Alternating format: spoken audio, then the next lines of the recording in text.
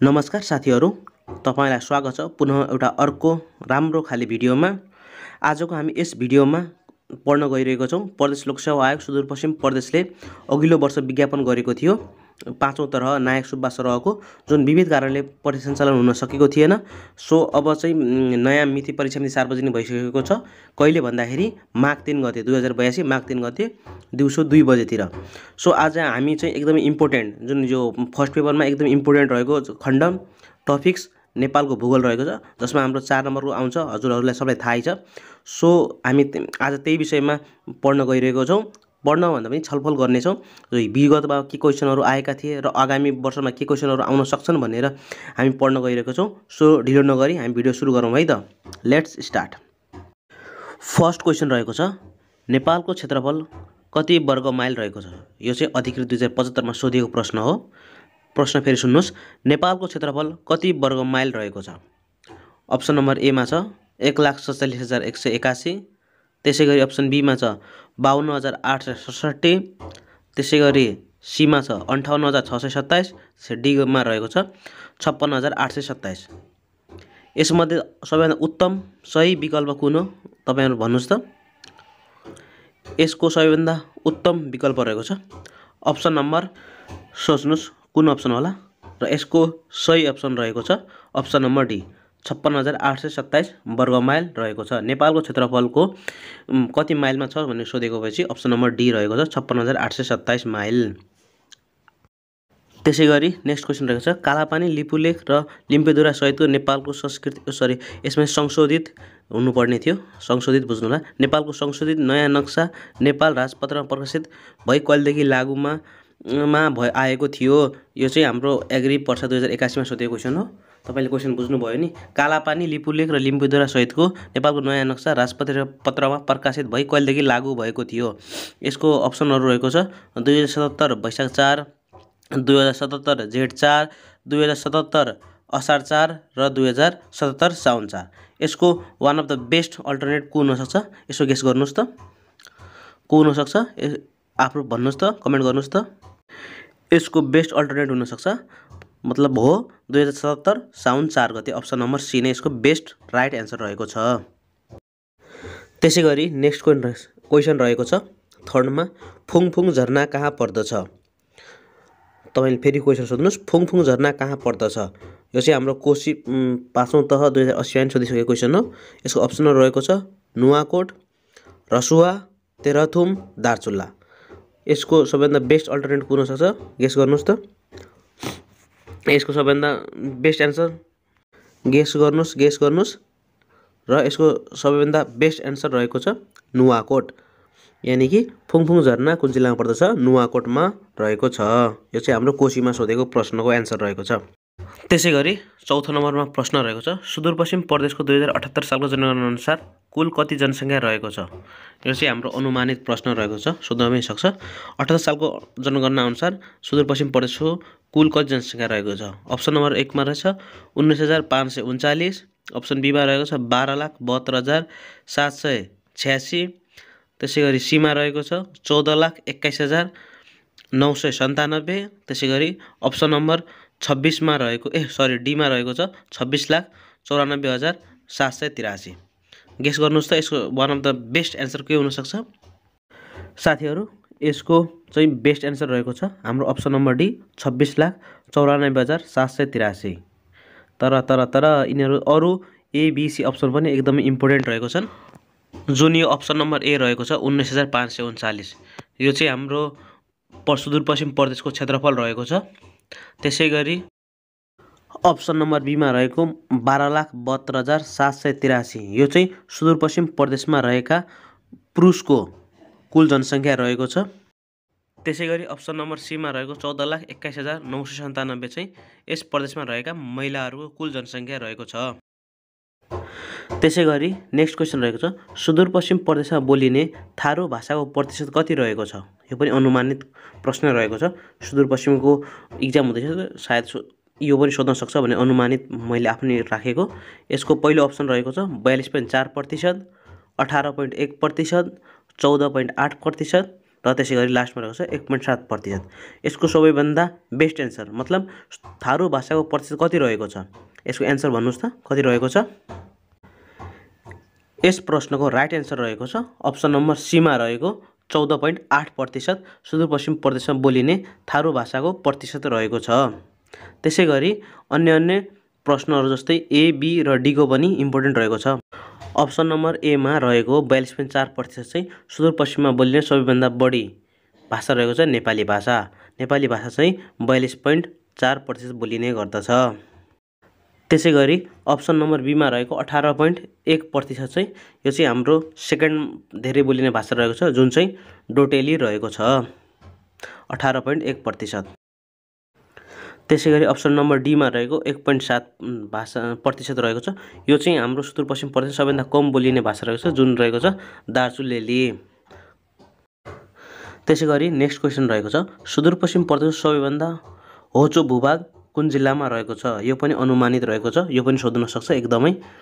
अघिल्लो समय हाम्रो बागमती प्रदेशमा सोधेको थियो होचो भूभाग कुन जिल्लामा रहेको छ, कुन हो, कति मिटर छ भनेर, त्यसैले यो पनि इम्पोर्टेन्ट रहेको छ कुन जिल्लामा रहेको छ होचो भूभाग। तर यसको अप्सनहरू रहेको छ option number A Darchula, option number B Bajhang, option C Kailali र अप्सन गरी डी कञ्चनपुर। यसको बेस्ट एन्सर के हुनसक्छ कमेन्ट गर्नुहोस् त। यसको सही एन्सर रहेको छ अप्सन नम्बर सी जुन रहेको छ कैलाली। कति मिटर रहेको छ 109 मिटर रहेको छ। त्यसै गरी 7औं प्रश्न रहेको छ सुदूरपश्चिम प्रदेशको सबैभन्दा अग्लो स्थान कुन हो, मतलब अग्लो हिमाल भन्यो भने अग्लो स्थान कुन हो एउटै कुरा रहेको छ। अग्लो स्थान कुन हो यसको अप्सनहरू रहेको छ, यो पनि अनुमानित क्वेसन हो त्यसैले यसको अप्सनहरू रहेको छ सैपाल हिमाल, अपी हिमाल, गारवा, जेठी बौरानी हिमाल। यसको वान अफ द बेस्ट सही अप्सनहरू कुन छ पिक गर्नुहोस्, तर कमेन्ट बक्समा कमेन्ट गर्नुहोस्। यसको सबैभन्दा राइट बेस्ट अनि इफेक्टिभ एन्सर रहेको छ अपी हिमाल। अपी हिमालको उचाइ कति रहेको छ 7132 मिटर, यो चाहिँ हाम्रो दार्चुलामा रहेको छ। बाँकी रहेको अप्सनको बारेमा पनि सर्टसर्टै जानौँ। यो सैपाल हिमाल चाहिँ हाम्रो बझाङमा रहेको हिमाल हो। त्यसै गरी अप्सन नम्बर ए र डीमा चाहिँ जेठी बौरानी हिमाल र सैपाल हिमाल हाम्रो बझाङमा रहेको हिमालहरू रहेको छ। गारवा चाहिँ हाम्रो चुरेको सबैभन्दा अग्लो रहेको छ, यो चाहिँ हाम्रो कैलाली जिल्लामा रहेको छ। त्यसै गरी 8औं प्रश्न रहेको छ कर्णाली पुल बनाउन सहयोग गर्ने कम्पनी कुन हो। हाम्रो यसको एन्सर रहेको छ कर्णाली पुल बनाउन सहयोग गर्ने कम्पनी कुन हो। यसको एन्सरहरूको अप्सनहरू रहेको छ स्टाइनेन, धोलम्बा, ट्याक्सिला वा कुनै पनि होइन। यो चाहिँ हाम्रो नासु 2055 सालमा सोधिएको हो, एकपल्ट सोधिएको छ ल धेरै अगाडि। कर्णाली पुल बनाउन सहयोग गर्ने कम्पनी कुन हो गेस गर्नुहोस् त कुन अप्सन राइट हुनसक्छ यसको। यसको सबैभन्दा बेस्ट अनि करेक्ट एन्सर रहेको छ अप्सन नम्बर ए रहेको छ स्टाइनेन। स्टाइनेन कम्पनीले कर्णाली पुल बनाउन सहयोग गर्ने कम्पनी हो रहेको छ। Option number A is the best and correct answer. त्यसै गरी नेक्स्ट क्वेसन रहेको छ संसारको सबैभन्दा अग्लो उचाइबाट बग्ने नदी कुन हो। यो चाहिँ हाम्रो नासु 2063 सालमा सोधेको धेरै पुरानो प्रश्न रहेको छ। संसारको सबैभन्दा अग्लो उचाइबाट बग्ने नदी कुन हो। अप्सन एमा रहेको छ सुनकोशी, बीमा त्रिशुली, सीमा अरुण र डीमा रहेको छ तमोर। यसको one of the best answer कुन हो गेस गर्नुहोस् त। तल मुनि कमेन्ट बक्समा नि कमेन्ट गर्न सक्नुहुन्छ हजुरले। र यसको राइट एन्सर रहेको छ अप्सन नम्बर सी अरुण नदी रहेको छ। अरुण नदी 27,690 फिट माथिबाट बग्ने गर्दछ। त्यसैले यसको राइट एन्सर रहेको छ अप्सन नम्बर सी अरुण नदी। त्यसै गरी 10औं क्वेसन रहेको छ कर्णाली नदीको पौराणिक नाम के हो। यो चाहिँ 2069मा नासुमा सोधिएको प्रश्न पनि रहेको छ। कर्णाली नदीको पौराणिक नाम के हो। अप्सन नम्बर एमा रहेको छ धर्मधारा, अप्सन नम्बर बीमा रहेको छ विश्वधारा, अप्सन नम्बर सीमा रहेको छ पञ्चेश्वरी एन्ड लास्ट महाप्रभा। यसको बेस्ट एन्सर के हुनसक्छ कर्णाली नदीको पौराणिक नाम के हो ल गेस गर्नुहोस् साथीहरू। तल कमेन्टमा पनि कमेन्ट गर्नुहोस् के रहेको छ। यसको बेस्ट एन्सर के रहेको छ भनेपछि अप्सन नम्बर सीमा रहेको पञ्चेश्वरी। पञ्चेश्वरी कर्णाली नदीको पौराणिक नाम रहेको छ। त्यसै गरी अप्सन नम्बर एमा रहेको धर्मधारा चाहिँ हाम्रो त्रिशुली नदीको नाम रहेको छ पौराणिक नाम। यसलाई धर्मधारा पनि भनिन्छ, कतै त्रिशुली गङ्गा पनि भनिन्छ। त्यसै गरी विश्वधारा चाहिँ हाम्रो दरौदी नदीको पौराणिक नाम रहेको छ भने महापर्वा चाहिँ हाम्रो कुन नदीको रहेको छ हामीले अगाडि पढ्यौँ क्वेसन नम्बर 9 मा अरुण नदीको पौराणिक नाम रहेको छ। अरुण यो महापर्वाको चाहिँ अरुण नदी कुन नदीको नाम को पौराणिक नाम के हो भनेर बेला बेला सोधेको पनि रहेको छ यो अरुण नदीको। त्यसै गरी क्वेसन नम्बर 10 को एन्सर रहेको छ अप्सन नम्बर सी पञ्चेश्वरी। त्यसै गरी 11औं नम्बर क्वेसन रहेको छ सगरमाथाको नयाँ उचाइ हो है, सरी यहाँनिर आउँछ भयो रहेछ।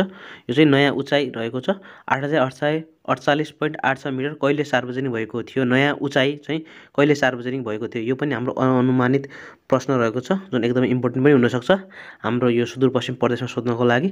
र यसको अप्सनहरू रहेको छ 2077 मङ्सिर 26 गते, 2077 मङ्सिर 12 गते, 2070 मङ्सिर 20 गते। त्यसै गरी अप्सन नम्बर डीमा रहेछ 2077 मङ्सिर 23 गते।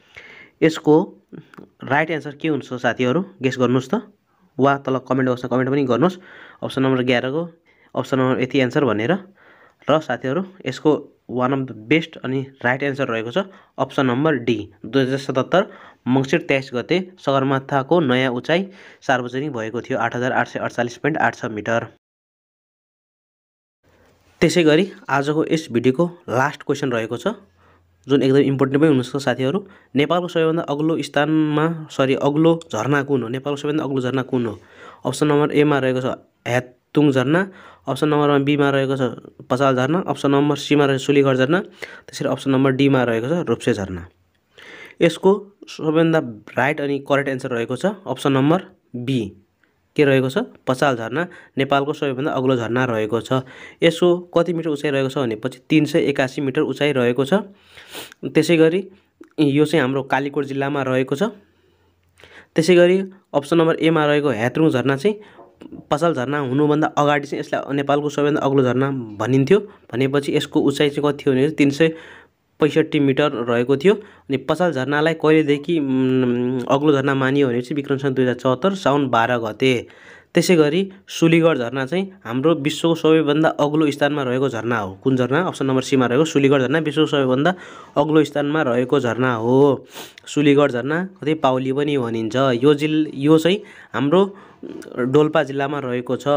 सुलीगढ झरना कुन जिल्लामा पर्छ भनेर 2055-56 मा पनि सोधिसकेको प्रश्न रहेको छ। त्यसै गरी लास्ट अप्सन नम्बर डी मा चाहिँ रूप्से झरना कुन जिल्लामा पर्दछ यो भनेर पनि 2072 र 68 सालमा सोधिसकेको प्रश्न हो।